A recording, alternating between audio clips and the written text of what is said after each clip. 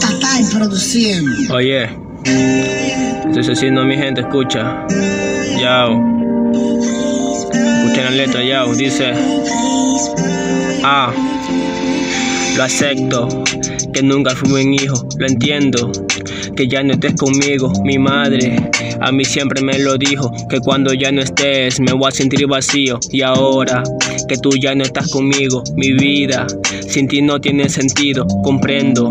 Tú eras mi mejor amigo y no te valoré cuando mamá me lo dijo. A veces yo quisiera tenerte a mi lado y olvidar todo lo malo que tú y yo hemos pasado. Yo quisiera verte y no estarte recordando. Me cuesta asimilar que de este mundo te has marchado. Por una enfermedad tú te fuiste de mi lado, pero los 3 meses que yo sí pasé a tu lado me hizo comprender que mi mundo se va abajo desde que ese cáncer te llevó al otro lado. A veces yo quisiera que tú sepas lo que siento. Desde que te fuiste siento que también estoy muerto. Mi alma está en pedazos por los sentimientos. Ya ni sé cómo vivir con todo lo que siento. Necesito tus regaños y me enseñes lo correcto. Necesito que me digas que nadie es perfecto.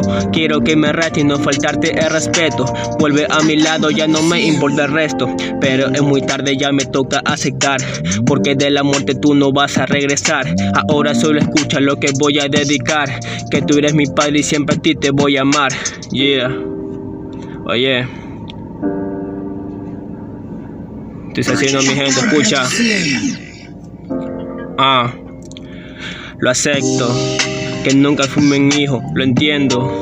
Que ya no estés conmigo, mi madre a mí siempre me lo dijo, que cuando ya no estés me voy a sentir vacío. Y ahora que tú ya no estás conmigo, mi vida sin ti no tiene sentido, comprendo. Tú eras mi mejor amigo y no te valoré cuando mamá me lo dijo. Yeah.